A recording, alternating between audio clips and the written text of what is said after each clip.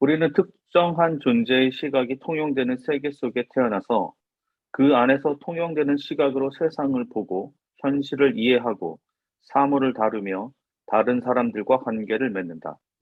우리는 모두 나름대로 존재의 눈을 가지고 태어난 것인데, 가지고 태어났다기보다는 태어나서 존재의 눈에 습득되는 것이라 할 수 있다. 예를 들어, 강아지 한 마리가 방 안에 들어왔을 때, 강아지가 보는 것과 우리들이 보는 것은 다르다. 강아지가 보는 것에는 있음이라는 기준이 없다. 강아지에게 있는 것은 결국 강아지의 본능에 새겨져 있는 것, 즉, 먹고 노는 것에만 관련된 것들이다. 강아지에게도 책상에 있음은 있는 어떤 것이겠지만, 그것은 우리가 있음으로 갖고 있는 것과는 다르다. 강아지의 눈과 우리들의 눈이 생물학적으로는 같은 구조를 가질지는 몰라도 강아지가 있는 세계와 우리가 있는 세계는 다르다. 그리고 세계 속에서 사용되는 언어가 다르고 강아지에게는 언어가 없기 때문에 강아지에게 어떤 사물이 보이는 것과 우리들에게 어떤 사물이 보이는 것은 다른 것이다. 강아지에게는 언어가 없으므로 세계도 없다. 강아지에게는 고작해야 환경이 있을 뿐이다. 사람들은 흔히 사람이면 똑같은 눈을 가지고 있다고 생각한다. 그것이 소위 서양 사람들이 이야기하는 보편성, 합리성이라 할 수 있을 것이다.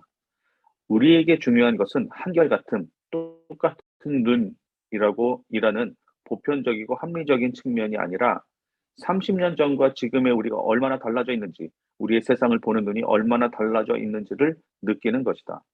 예를 들어 생활 한복에 관한 사람들의 시선을 보면 몇 년 전까지만 해도 한국 사람이 한복을 입는 것을 이상하게 보았다. 수많은 사람이 서양 옷을 입고 지나가는 것은 이상하게 보이지 않아도 우리 옷을 입고 다니는 것은 이상하게 바라보았다. 그런데 우리의 눈은 주어진 것만을 보는 눈이 아니다. 그 눈은 이미 해석하는 눈이다. 뒤에서 해석을 조작하는 시각이 있다는 것이다. 그 시각이 바로 존재의 시각이다. 존재, 그것은 최상의 것이다. 존재 이상의 개념은 있을 수 없다. 존재는 존재하는 것과 없는 것, 즉, 존재와 무를 가늠하는 것이다. 무에 관해 우리가 말할 수 있는 한 무도 있는 것이다. 때문에 존재를 떠나서는 아무것도 이야기할 수 없다. 존재다, 존재가 아니다, 혹은 참된 존재다, 거짓 존재다 하는 것을 가늠할 수 있는 기준, 식별의 눈, 드러나 있지는 않지만 식별의 눈이 있는 것이다. 우리는 그러한 우리 나름의 식별의 눈을 100년 전, 200년 전에는 가지고 있었는데, 그때에는 너무 우리 눈만 고집하다가 서양과 일본에 의해 짓밟히고 말았다. 해방 이후에 우리는 너무 성급하게 서구화하려 하면서 우리의 가치관마저도 내던져 버렸다. 지금 세계화가 강조되고 있는 시대지만 진정한 세계화의 의미는 다양한 나라들이 각기 자신들의 독특함을 찾아내는 것인데, 정작 우리는 우리 것의 독특함이 뭔가 하는 물음을 던져야 하는 지경에 이르게 되었다. 음악과 그림, 철학에서도 우리의 것은 모두 서양화되고 말았는데, 이는 우리들에게 매우 중요한 문제이다. 왜냐하면 존재 시각을 잃어버리면 존재하는 모든 것을 잃어버리는 셈이기 때문이다. 이 내용 속에서도 엄청나게 많은 내용들이 포함되어 있어요. 사실은 여기 강아지 얘기도 여러분이 납득할 수도 있고 납득하지 않을 수도 있어요. 강아지에게는 세계가 있다 없다는 얘기도 아주 쉬운 얘기가 아니죠. 여기서 어쩌면 저자가 스치고 지나간 얘기인데, 우리는 모두 나름대로 존재의 눈을 가지고 태어난 것인데, 가지고 태어났다기보다는 태어나서 존재의 눈에 습득되는 것이라 할 수 있다. 이 용어가, 이 스테이트먼트 하나가 사실은 굉장한 논쟁을 구석에 품고 있어요. 이 얘기 어떻게 들리시나요? 우리가 존재의 눈을 가지고 태어났습니까? 아니면 태어날 때는 존재의 눈을 가지고 있지 않았는데 이 세상에 와서 습득한 것입니까? 이게 서론이고 이 철학자시기 때문에 이 얘기를 갈등이 없는 그냥 심플한 얘기처럼 이 기상님이 하고 있어요. 근데 정신분석가인 제가 들을 때는 이건 이렇게 그냥 어떻게 이렇게 큰 담론을 이렇게 쉽게 정리하고 넘어가실까 하는 생각이 들어요. 왜냐하면 우리가 나름대로 존재의 눈을 가지고 태어난 것인데 가지고 태어났다기보다는 태어나서 존재의 눈에 습득되는 것이라고 할 수 있다라는 이기상님의 이 스테이트먼트, 이 문장이 어떻게 들리시나요? 지금 무슨 얘기를 이기상님은 하고 있다고 느끼시나요? 마치 그 자아가 내가 나를 인식할 수 있는 게 원래부터 가능한 것이다. 태어날 때부터 가능한 것이다. 아니면 발달되는 것이다. 우리가 계속해서 수업하면서 그 논의했던 그 얘기를 그냥 한 문장에 너무 쉽게 그냥 말씀해 버린 게 그렇죠. 아닌가. 예, 뭐 이런 생각이 듭니다. 바로 그러니까 철학자들이 보는 눈하고 정치분석가들이 보는 이렇게 확연한 세계의 차이가 나요. 이 한마디를 할 수가 없어서 정신분석은 지금도 100년이 넘도록 서로 통합되지 못하고 있는 거예요. 자아가 처음부터 있다고 보느냐, 자아가 없이 태어났느냐 논리. 프로이드가 봤던 게 이기상님의 논리예요. 이기상님은 이제 초기에 프로이드가 봤던 우리는 이드로서 태어났다. 그 동물로 태어났다고 하는 관점이에요. 강아지처럼 태어났다는 얘기예요. 그 하이데거의 얘기를 빌리자면 이 인간 세계에 태어났기 때문에 내가 태어난 세계가 인간 세계였어. 그래서 인간 세계에 통용되는 습득되는 어떤 삶의 법칙이나 삶의 기준을 자기 것으로 가져갔다는 얘기예요. 그래서 습득된 것이다. 습득되다 보니까 이 습득된 것이 결국은 자아를 형성했다. 이 세상과 관계를 맺으면서 그때 습득돼서 만들어진 게 자아라고 이렇게 얘기를 할 수 있겠죠. 그러니까 하이데거 얘기와 프로이드의 얘기, 그리고 여기서 이기상님의 얘기를 섞어보면 좀 그림이 나와요. 그런데 우리가 자아가 없이 태어났다고 하는 자아심리학자들의 주장을 관계 이론가들은 부정하고 있어요. 대부분. 프로이드를 가장 잘 계승했다고 하는 멜라니 클라인은 우리는 처음 태어날 때부터 이미 미학 하나와 셀프가 있었다는 얘기예요. 그래서 관계를 추구할 수 있었다는 얘기예요. 그래서 대상과의 관계에서 엄청난 판타지가 일어난다는 얘기예요. 어린아이들이. 그래서 죽음 본능을 가지고 태어났는데 죽음 본능이 엄청난 판타지로 작용을 하는데 판타지를 하는 주체가 있었다는 얘기예요. 그러니까 셀프가 있었다는 얘기예요. 처음부터. 이거라고 하건 셀프라고 하건 이런 이미 우리는 사람으로 태어났다는 전제예요. 그러니까 우리가 사람으로 태어났느냐 우리가 동물로 태어났느냐 이게 엄청난 차이라는 얘기예요. 근데 이게 마치 이 말이나 저 말이나 큰 차이가 없는 것처럼 이 기사님이 그냥 한 문장으로 소화하셨는데 대단한 용기예요. 제 얘기 들으면서 여러분 어떻게 느끼는지 잠깐 나누자.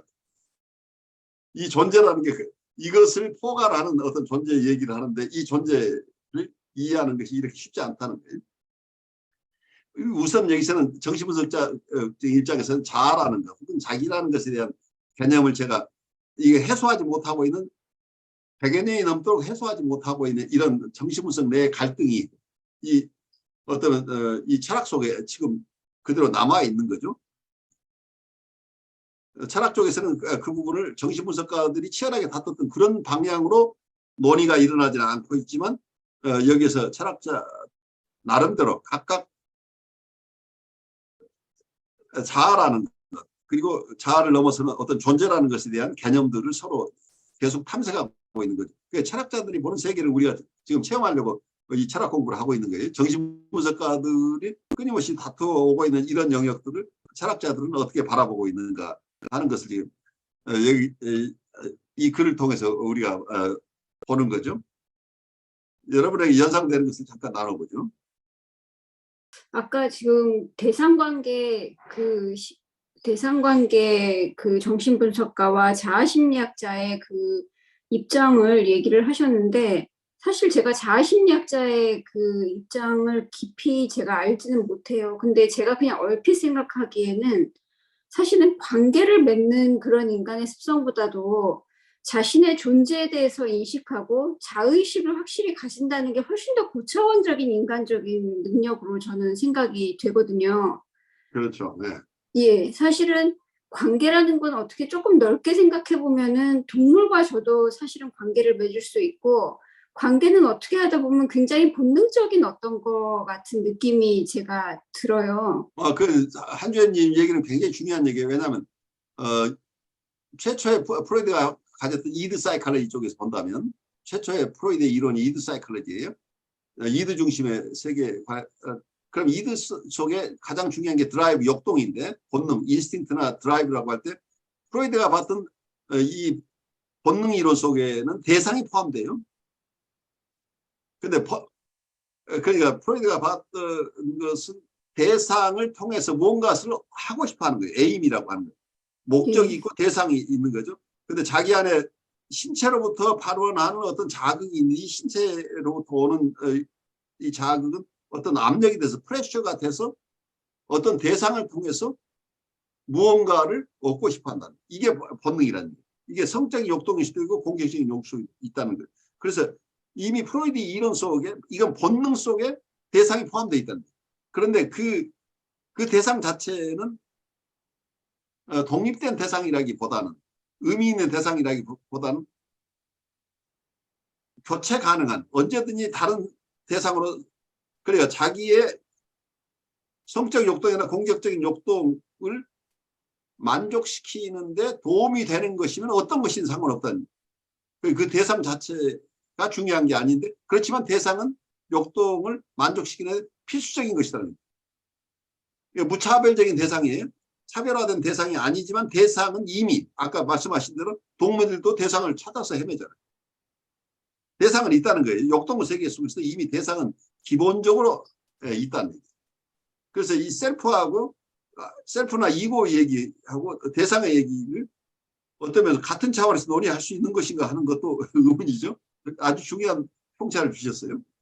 저는 그렇게 깊이까지는 생각을 안 하지만, 아무튼 저한테 있어서 관계라는 거는 본능에서부터 굉장히 세련된 어떤 인지작용까지 굉장히 폭넓게 걸쳐져 있는 것이기 때문에, 사실은 아주 단순하게 보면은 굉장히 아주 아기들이 엄마랑 관계를 맺는다든지, 정말 우리 집 강아지와 제가 관계를 맺는다든지 하는 굉장히 일차원적인, 굉장히 본능에 걸쳐져 있는 관계도 포함을 하는 것 같고, 사실 여기 존재라는 이기상 선생님이 얘기하신 존재라는 걸 어떤 걸 존재라고 하느냐에 대한 물음을 우리는 끝없이 할 수가 있는데요. 사실 이 정신분석이나 현상학이나 이렇게 현대에 걸쳐져 있는 철학이나 정신분석으로 인해서 존재에 대한 저희의 사고가 훨씬 더 깊어지고, 제가 제 자신을 뭐를 제 자신의 존재라고 생각할 수 있느냐에 대해서도 좀 더 깊이 생각할 수 있게 된 것 같아요.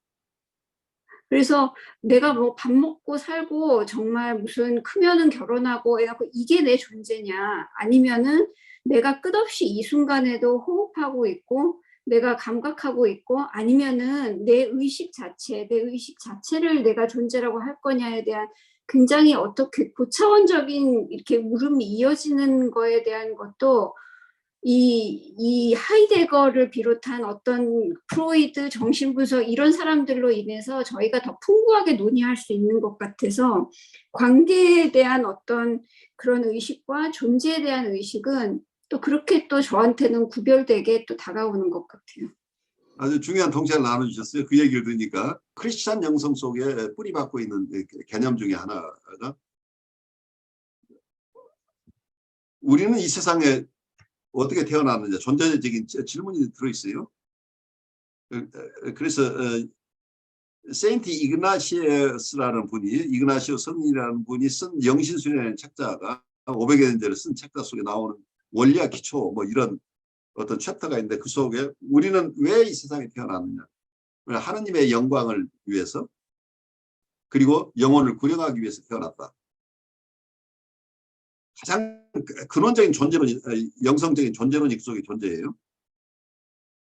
그러니까 이러한 존재론을 떠나서 우리의 존재론을 얘기하려고 하이데거가 엄청나게 애를 쓰고 있는 거죠. 그래 영성적인 것을 제외하고 존재를 이해하려고 하다 보니까 우리가 왜 태어났느냐라는 질문에 대해서 답을 안 했다는 얘기예요. 우리는 이 세상에 던져졌다고 얘기를 하는데 그럼 던져졌다고 한다면 포탄이 날아왔어요? 포탄이 날아왔으면 포탄을 어디서 발사된 곳이 있어야 된다. 그것은 하이데거의 지성으로서는 풀어낼 수 없었다는 얘기예요. 그냥 여러 가지 얘기를 하고 있지만 서양적인 사고에 베이직하게 깔려있는 게 이성 중심이기 때문에 이성을 넘어선다고 아무리 얘기를 해도 서구적인 어떤 스트럭처를 깰 수는 없는 거죠. 그러니까 이 세상에 태어났는데 왜 태어났는지는 그 이유는 나는 모른다에서 출발하고 있다는 거예요. 근데 이 세상에 태어나서 그럼 내 존재는 어떻게 구성되는 것이냐. 여기에서 결국은 실존적인 결정, 실존적인 결단들을 통해서 내가 나를 구축해 간다는 개념을 가지고 있죠. 그러니까 나의 존재는, 나의 실존은 내가 형성해 간다고 하는, 그러니까 아까 어떤 세상에서 주는 관점이 있지만 세상에서 주는 관점, 내가 태어난 세계의 가치 기준, 삶의 방식대로 살아간다면 이게 동물의 세계예요. 동물도 아무 다른 갈등 없이 주인과의 관계에서 자기 필요한 것을 얻는 것으로 이렇게 살아가죠. 아이들도 엄마의 젖을 먹기 위해서 본능적으로 움직여요. 그래서 이 세상을 살아가는데 이 실존주의 쪽에서 보는 것은 어느 순간 자기 스스로 자기가 선택할 수 있다고 하는 거죠. 자기가 선택한다는 얘기는 이때부터 자기의 세계를 자기가 책임지고 구성해 나간다고 볼 수 있는 세계가 열리는 거죠. 실존의 세계라고 하는데요. 그러니까 자기가 이미 그러니까 자기는 결정된 존재로만 산다고 한다면 우리가 이 세상에 던져진 존재인데 나는 정신없이 여기 왔는데 그 정신없는 상태로 그냥 계속 사는 거죠. 내가 왜 태어났는지도 모르고 내가 어디로 내가 갈 곳이 어디 있는지도 모르는 상태에서 그냥 동물이 이 세상에 태어나서 강아지가 10년을 살든 15년을 살다가 가는 것처럼 인간도 그렇게 살 수 있다는 얘기예요. 그런데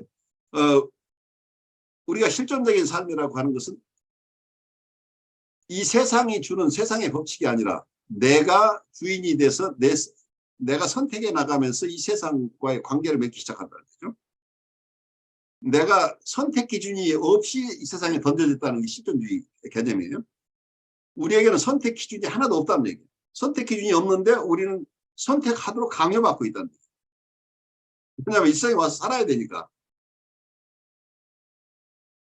그래서 계속해서 우리는 선택을 하게 되는데 선택이 어느 것이 맞고 틀리는 것에 기준이 없는데 그 기준 자체는 여러분 각자의 결단이라는 얘기예요. 근데 이런 실존주의인데 이 실존주의를 궁극적으로 소화하는 사람에 따라서는 내가 독자적으로 신을 대면하는 이런 관계를 설정하는 사람도 있고 아무 기준 없이 평생을 자기 하고 싶은 대로 내가 가는 길에 누군가가 지나간다고 한다면 이때 기분이 나쁘면 총을 쏘는 사람도 있어요.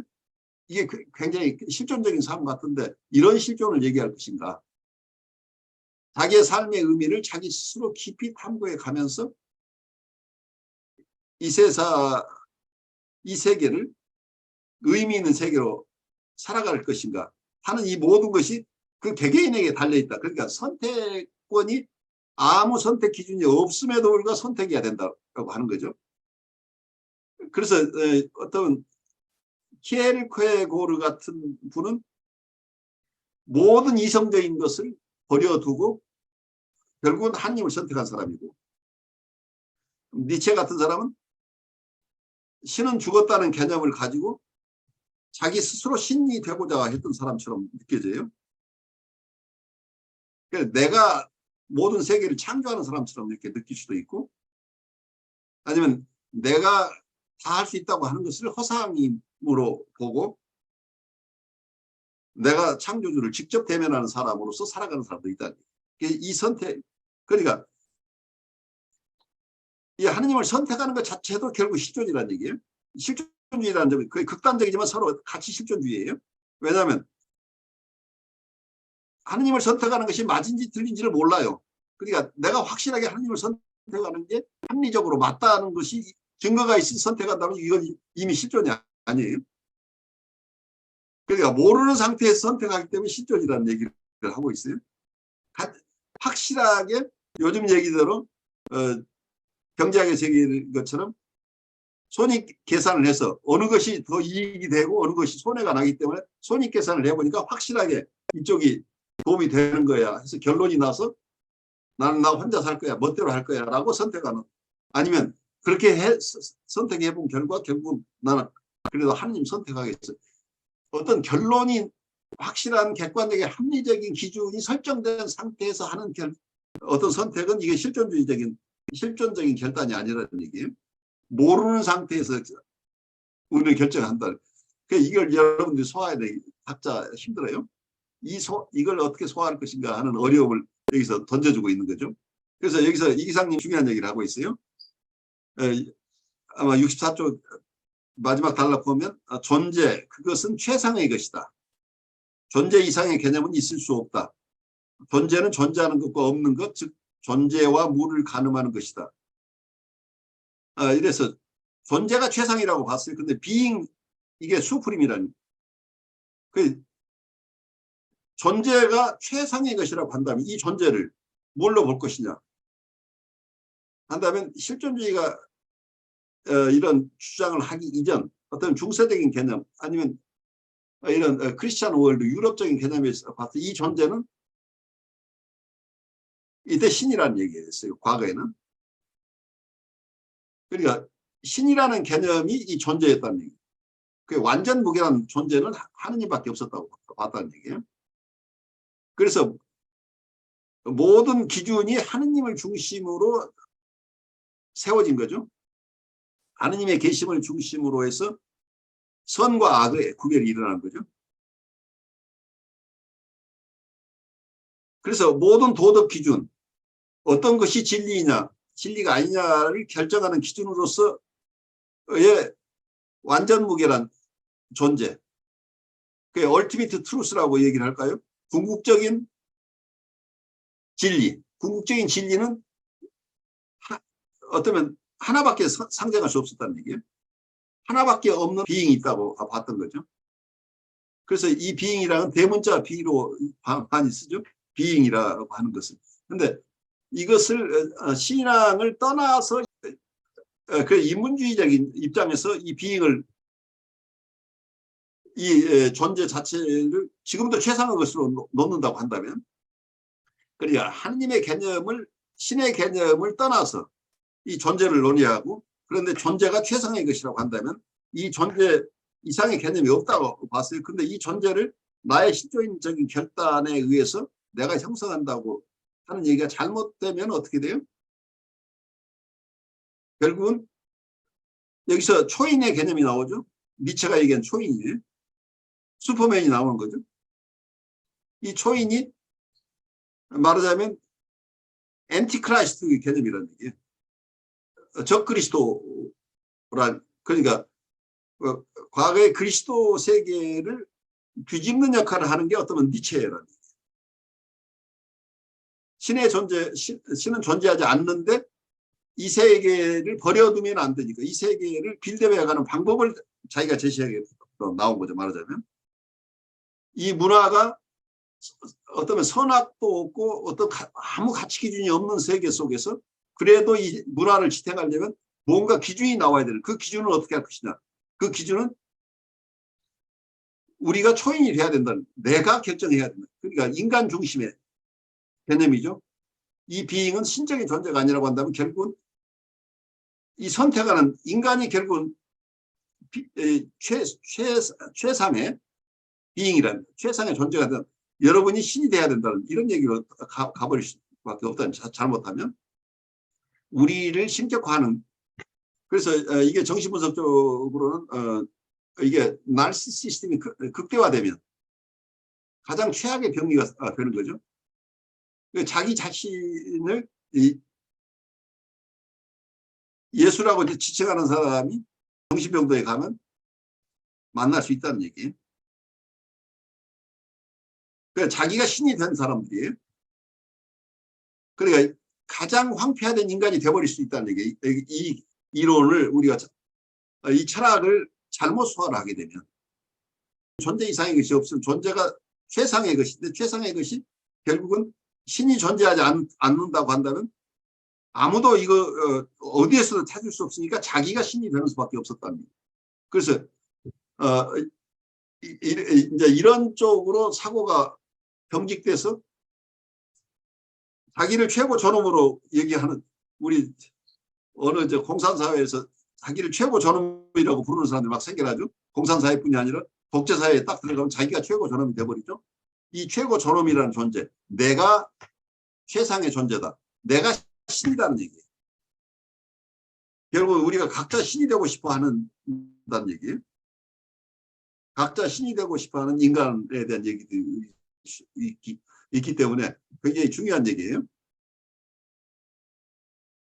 그래서 우리가 갈등할 수밖에 없는 것들이에요. 이 존재로는 결국은 신학과 떨어져서 이 얘기를 할 수 없어요.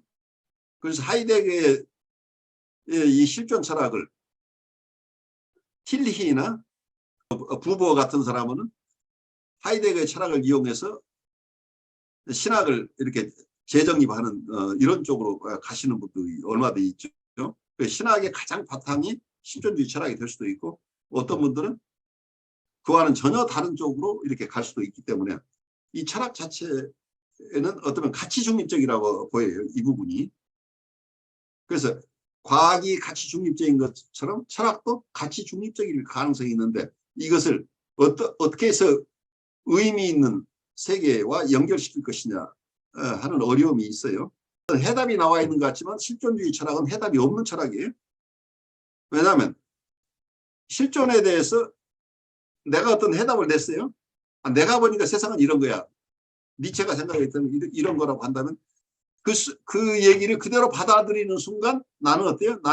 나는 니체를 사는 거지 내가 사는 게 아니잖아. 그러니까 나는 이미 실존적인 삶이 안 된다는 얘기예요. 그래서 각자가 선택해야 된다고 하는 것 때문에 기존의 어떤 이론이나 학설이나 교리나 이걸 다 무시하고 새로 세워야 되는 거기 때문에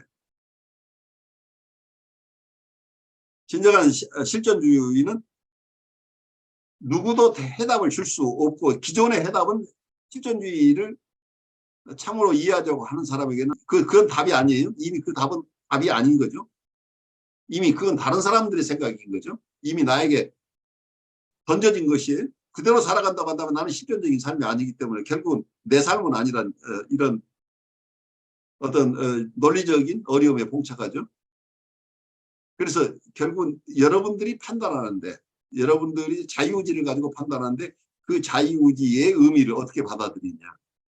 이 세상에 살아가는 의미를 어떻게 하는 결국은 의미론이라고 볼 수 있겠죠. 이 존재에 대한 깊은 영성적인 이해 영성을 긍정적으로 받아들이건 부정적으로 받아들이건 이 영성과의 연계 속에서 실존주의가 어느 방향을 잡는 것이지 실존주의 자체로서 해답이 없다는 얘기죠. 제가 말하면 엉뚱한 얘기라고 하실 것 같아가지고. 여기 우리 클래스는 엉뚱한 얘기를 주로 존중하는 클래스니까 걱정하지 마시고 얘기하세요. 여러분이 엉뚱하지 않으면 아무 얘기도 할 수 없어요. 엉뚱한 얘기가 허용되는 곳이어야 돼요. 저도 그래서 계속 말이 안 되는 얘기 여러분한테 하고 있어요. 이게 논리적으로 맞지 않는 얘기를 계속 엉뚱한 얘기를 하고 있는 게 여러분도 그렇게 좀 해주셔야 우리가 커뮤니케이션이 이루어져요. 근데 그 교수님 말씀하시는 게 이해가 되는 게 신기해요, 제가. 말이 안 되는 소리를 아는데 어떻게 알아듣는다는 게 신기해요. 교수님, 제가 말씀드리고 싶은 건 하이데거가 있던 시기에 데카르트나 이런 소크라테스가 있던 시기에 이게 남녀가 성의 결합이 돼서 그 안에 정자들이 몇 수십만 개의 정자들이 막 달려가서 난자한테 이렇게 달려간 그걸 알고 있었나요? 모르는 거죠, 그 사람들은. 몰랐다면 아무 과학적인 지식이 없는 상태, 그 당시에 그런 시기에서 존재의 눈을 생각을 한 거죠. 거잖아요. 그렇죠. 그런데 그렇다면 프로이드 시대에는 과학의 시대였잖아요. 근데 프로이드가 가졌던 과학은 프리미티브 과학이라고 봐야지 현대인이 느끼는 과학이 아니에요. 조금 더 원초적이에요. 그러면 프로이드는 그걸 알고 있었나요? 정자가 달려와가지고 난자한테 이렇게 이걸 알고 있었나요? 그 시대는? 저도 생물학이 어느 정도 발달했는지 잘 모르겠을 건. 그걸 만약에 알고 있었다면 제가 좀 이해가 가는 거거든요. 이 존재의 눈이라는 게 프로이드 입장에서는 성의 그 성적 욕구라고 그랬잖아요. 역동. 예, 그러면서 굉장히 공격적이라고 그랬잖아요. 공격성, 예, 공격 역동을 얘기한다면 이제 저는 이제 그 리퀘르의 그 이야기 서사로서 다가간다면 그 정자의 입장에서 생각한다면 수십만 개의 그 정자의 그 눈이 그냥 암흑의 그냥 달려가는 거잖아요. 자기가 이거 아니면 죽는 거잖아요. 거기 달려가지 않으면. 그게 본능이죠. 달려가지 않으면 나는 죽는 거잖아요. 예. 그렇기 때문에 수많은 수십억 개의 정자들이 그런 생각을 가지고 본능적으로 달려갔을 것 같아요, 거기를요. 근데 거기 생각이 있는지 없는지는 몰라요. 근데 내가 만약에 정자의 입장이라면, 나 정자였을 거 아니에요, 어쨌든. 그렇게 달려가서 그 난자한테 내가 살은 거잖아요. 예, 그러면서 씨앗이 돼서 인간으로 내가 태어났잖아요. 그래요. 그렇다면 이 프로이드가 너무 잘 이해가 되는 거예요. 프로이드라는 성적 욕구라는 게 그렇게 생각한다면 이게 저의 그냥 엉뚱한 생각이에요. 그렇다면 결국은 내가 주인인 거잖아요. 예, 내가 선택하고 내가 주인인가 된 거잖아요. 제가 왜 여기에 자꾸 꽂히냐면은 왜냐하면 저는 항상 미래를 생각했어요. 과거로 돌아가는 걸 너무 싫어했거든요. 오케이. 저는 과거의 나가 너무 싫었어요. 왜 내가 많은 엄마, 아빠 중에서 그런 그 세계에 태어났을까? 라는 질문을 하고 자꾸 하게 되면 내가 너무 싫은 거예요. 그래서 현재를 살면서 자꾸 미래를 생각하면서 나는 이렇게 살지 말아야, 나는 더 좋은 미래가 있을까? 이런 희망을 가지고 지금까지 온 것 같거든요. 과거를 생각 너무 힘들었어요. 근데 요새 자꾸 과거를 생각하게 돼요. 과거를 통합해내고 계시는 거죠, 이제? 네, 그러면서 지금 이 엉뚱한 발칙한 생각까지 하게 된 거죠. 왜냐하면 많은 상담을 하다 보면 어떤 얘기를 많이 하냐면 내가 태어나고 싶어서 태어났어? 그래요. 내가 태어나고 싶어서 태어났어? 엄마가 지들끼리 좋아가지고 날 낳았잖아. 근데 내가 왜 이렇게 살아야 돼? 하면서 자꾸 부모를 원망하는 경우가 참 많은데 저도 마찬가지였어요. 근데 저는 부모를 원망할 그거까지 여유가 없었어. 그냥 현재를 살아내는데 너무 힘들었거든요. 저 같은 케이스는. 그런데 교수님이 이런 말씀을 통해서 이렇게 실존에 대한 존재에 대한 이걸 가지고 제가 엉뚱 발칙한 이런 생각을 통해서 결국은 내가 살아내는 거고 내가 선택한 거고 내가 주인인 거고 그래서 내가 이렇게까지 온 게 아닌가? 힘에 의해서 나도 모르는 그 힘에 의해서 그래요. 좋습니다. 그 아주 중요한 통찰들이에요. 그러니까 결국은 주체가 이미 태중에서부터 자기를 주장해 오면서 살아왔다고 이렇게 얘기할 수 있겠죠. 그런데 그 주체는 어디에서 태어났어요? 그러니까요. 그러니까 이게 답이 없다는 얘기예요.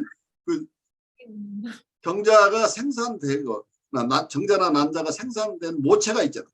그죠. 그러니까 발원이 모체로부터 발원한 것이냐 아니면 나는 정자로부터 시작을 한다면 내가 모든 것을 결정했다고 얘기를 할 수 있죠. 근데 정자가 탄생한 건 모체에서 탄생한 거기 때문에 모체는 정자로부터 나왔다. 그러니까 모체를 떠나서 정자가 없다. 이제 이렇게 얘기를 또 할 수 있는 거죠. 그래서 논리적으로 얘기하기가 어려운 얘기가 되겠죠. 아, 진짜. 결국 신이 하시는 겁니다. 우리 김태회 목사님이 좀 도와주셔야 되겠어요. 우리가 이런 두서없는 얘기를 지금 하고 있는데 그 교수님 말씀대로 자유의지에 따라서 각자 판단하시면 됩니다. 아, 저는 지금 뭐 이 자리가 이렇게 뭐 신의 존재나 아니면은 우리의 그 신자의 목적. 신자의 목적은 그 교리 신조에서는 그렇게 얘기하죠. 하나님을 찬양하고 영원토록 그를 즐거워하는 것이다. 근데 그런 걸 논하는 자리가 아니기 때문에 이제 그렇게 그렇죠. 말씀드리기는 조금 어려운 것 같고요. 근데 예. 그럼에도 불구하고 신앙적인 관점에서는 그렇게 봅니다. 그래서 우리의 존재의 이유나 목적을 그렇게 보는데 저는 이 부분을 제가 읽으면서 설명하는 것보다 목사님이 조금 더 설명해 주시면 좋겠어요. 네, 그러니까 저는 지금 지상선님께서 말씀하신 거하고는 조금 다른 주제일 수도 있긴 한데 그냥 존재라는 거에 대해서 지금 하이데거를 계속 소개하고 있잖아요. 근데 그 존재라는 것은 마치 이 글을 읽고 있으면 존재라는 것은 절대적인 것 같은데 사실은 생각해 보면 존재라는 것은 어떻게 보면 또 상대적인 것이기도 하잖아요. 그래요. 그러니까 내가 돈이 있다라고 말할 때 내 지갑에 돈이 있는 것은 절대적인 그 눈에 보이는 진리, 진실일 수 있지만 그래서 내가 돈은 가지고 있다라는 게 그 돈이라는 존재가 나한테 있는 거잖아요. 그런데 예를 들어서 내 옆집은 돈이 엄청 많은 거예요. 근데 나는 돈이 조금밖에 없어요. 그러면 나한테 돈은 없는 게 되는 거죠. 나는 돈이 그렇죠. 없어. 저 사람은 돈이 많아. 그러니까 존재라는 의미 자체가 그 절대적인 것이기도 하지만 동시에 또 상대적인 것으로 우리한테 의미가 다가오거든요. 그래서 그 존재가 절대적이기도 하면서도 상대적이기도 한다라는 게 교수님께서 말씀하시는 것처럼 우리가 지금 어디엔가 던져졌다라는 것이면서 다시 한편으로는 또 주어진 것이라는 것, 이게 동시에 있는 것 같은 그런 개념이 들거든요. 그렇죠. 그래서 예. 그러니까 마치 지금 여기서 아까 그 being is supreme, 그 존재 자체가 최상의 것이다라고 말하는데 그 말은 내가 지금 현재 존재하고 있는 나한테 가치를 부여하는 말임과 동시에 나를 존재하게 한 그 최상의 무엇인가가 있다라는 말이기도 되기 때문에 상당히 그 자기 내면에서 소화해서 이해하는 그거는 각각 다 달라질 수 있는데 이제 뭐 어떤 식으로 표현하는 게 참 그 답이다 아니면은 좀 옳은 말이다라는 게 없는 것 같아요. 예, 저는 그런 느낌이 들었습니다. 그래요. 그러니까 네. 하이데거 자체 캄플릭이에요. 하이데거가 원래 예수 회원이 되기 위해서 훈련받은 사람이에요. 그러다가 대학으로 옮겨서 이렇게 철학으로 돌아선 사람이기 때문에 하이데거의 논리는 굉장히 치밀해요. 마치 수학자가 수학의 공식을 풀어나가는 것처럼 아주 철저한 논리적인 기반이 중세 철학이나 고대 철학이나 이런 철학에 능통해 있었던 분이에요. 그러니까 중세 신학이나 어떤 고대 신학, 철학이라는 말고 신학은 거의 동의어니까 신학자로서 굉장히 훈련된 사람이었다. 신학자로서 훈련된 분이 철학으로 돌아섰기 때문에 이분의 얘기는 신학의 얘기기도 하고 철학의 얘기기도 해요. 그래서 난해해요. 우리가 아무 대답을 안 주고 있는 것 같지만 또 한쪽에서 보면 신학적인 얘기를 품고 있기 때문에 굉장히 우리에게 다양한 생각을 하게 만든다는 얘기. 그리고 이 존재와 시간을 이분이 굉장히 젊은 시절에 쓰고 나서 그 이후에 후기의 저작에 가면 갈수록 어떤 면에서는 이분의 어떤 영성적인 부분들이 조금 더 드러나는 것 같아요. 그러니까 어떤 철학적인 입장에서 어쩌면 하이데거가 실패한 부분이 있을 수 있어요. 가치 중립적으로 뭐라고 할까, 신을 떠난 실존주의적인 어떤 철학자로서 이분이 자기의 삶을 추구했던 부분이 나치에 가입한 것일 수도 있어요. 나치가 품은 이상은 위대한 독일을 재건하는 것이었기 때문에 그 이상적인 독일을 건설하는데 동참하는 것이 이분의 실존적인 결단이었을 가능성이 있다.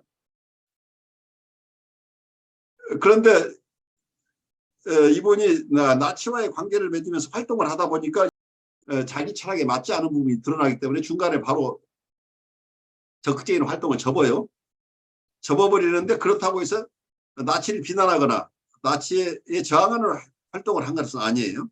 그래서 이런 부분에서 실존주의 철학자로서 많은 존경을 받으면서도 또 한편에서는 이분의 사상적인 측면에서 이분에 가까웠던 실존주의자들로부터 큰 비난을 받고 있는 부분이에요. 아까 얘기대로 우리가 신이 되고자 하는 욕심으로 가버리면 가장 크게 실패할 수 있는 길이 또 실존주의이기도 하다고 생각이 돼요.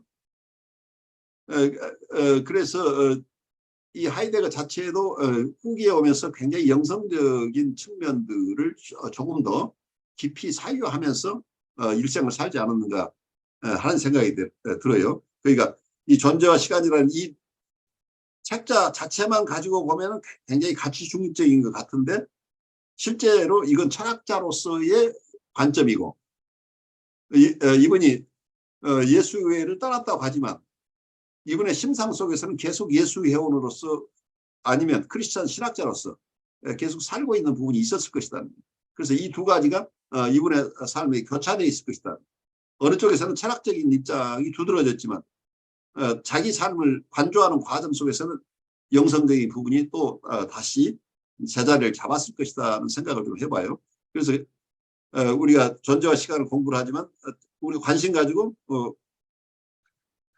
이 위대한 철학자가 자기의 삶 속에서 자기의 갈등들을 어떤 식으로 소화해냈는가, 그리고 이번에 마지막 삶의 과정은 어떤 모습으로까지 성숙했는가 하는 부분까지도 같이 봐줘야 될 것 같아요. 그래서 젊은 시절에 이분의 실패한 부분도 있지만 그 이후의 삶 속에서 이분은 자기 삶을 어떻게 선택하고 자기 삶에 대한 관점, 태도를 어떻게 정리하고 살았는가 하는 것이 굉장히 관심 가지고 봐야 될 부분 같아요. 우리가 어느 분이나 아무리 위대한 학자도 실패하는 부분과 성공하는 부분이 있는데, 어쩌면 20세기의 가장 거대한 철학자인데 이분이 가지고 있었던 취약한 부분, 그리고 그럼에도 불구하고 이분이 위대할 수 있는 부분들을 우리가 식별해서 소화하는 게 중요할 것이라고 생각이 돼요. 저는 이거 따지고 들면 한두 것도 없겠다. 그렇죠. 모든 게 다 물음이고 모든 게 다 결론이고, 이기상 선생님도 이렇게 보면은 이분 좀 태어난 시대가 그래서 그런가 좀 편협된 민족주의 아닌가, 뭐 전체주의 느낌인가 이런 생각도 있고, 존재는 최상이다. 그렇죠. 이기상 선생님은 그렇게 생각하셔야 되지 이 생각이. 아까 생각했던 게 지상원 선생님 말씀 듣고 가만히 보자, 프로이드 때 의학이 어느 정도 발전했었지 생각하다가 현미경 나왔으니까 학교 다닐 때 배우긴 배웠겠다. 큰 관심 없었겠지만, 근데 저도 자세히는 모르는데 이게 정자가 난자한테 달려가고 싶어 달려가는 게 아니고 유전자 DNA 속에 그 난자가 뿜는 그 호르몬 화학물질이죠. 화학물질 쪽으로 달려가게끔 세팅, 자기 생각이 아니고 몸이 자동으로 달려가는 그런 거죠. 또 뭐 있었더라. 아닙니다. 더 생각하기 싫습니다. 그 이제 언어가 끊어지는 순간이 이제 도를 얻는 과정이에요. 그러니까 언어 도단의 세계를 여러분이 가는 거예요. 아주 축하 받으셔야 돼요. 또 다른 분은 쉽지 않은 얘기들이에요. 그리고 얘기를 하다 보면 여러분이 가지고 있는 기본적인 삶의 태도나 생각과 다른 것들이 여기저기 튀어나올 거예요. 그러니까 우리가 존경하는 이기상 선생님이 글을 보면서 저도 딱 존재는 최상의 것이다 할 때 이게 무슨 말씀을 이렇게 하시는 거야? 최상인지 아닌지 따져봐야지. 어떻게 존재가 최상이라고 이렇게 쉽게 얘기하실 수 있을까? 하는 생각을 얼핏 하게 되는 거죠. 그리고 아까 또 얘기했듯이 우리는 존재의 눈을 가지고 태어났는데 사실은 존재의 눈도 습득되는 것이라고 할 수도 있다. 아니 100년 이상의 정신분석 세계에서 해결하지 못한 문제를 여기 한 문장으로 해결하셨단 말씀이냐? 이런 생각이 드는 거예요. 그러니까 우리가 이런저런 생각들이 서로에게 도전을 주는 거죠. 우리가 왜냐하면 이게 어쩌면 이 도전의 과정을 통해서만 우리가 새로운 생각을 할 수 있는 거죠. 그러니까 기존의 생각에 매여 있는 한 우리는 실존적인 사고가 불가능하다는 얘기예요. 그래서 불가에서 선생들에게 처음에는 일정한 과정 속에서는 그 불경들을 읽지 못하게 하는 그런 극단적인 경우도 있다고 들은 것 같아요. 그러니까 너무 기존에 있는 어떤 교리 중심으로 이게 탁 장착되는 순간 자기의 실존적인 자기를 들여다보는 이런 자기 나름대로의 퍼스펙트가 발생하지 않는다는 얘기예요. 그러니까 그들의 관념이 나를 지배하는 순간 나는 사라져버린다는 얘기죠. 그리고 그게 맞건 틀리건 내가 애를 써서 생각하고 느끼고 체험해야만 이게 내 것이 된다는 얘기. 저도 스트러글을 하고 있는데 여러분 같이 스트러글 해주셔서 고마워요. 우리 또 다음 주에 뵙죠.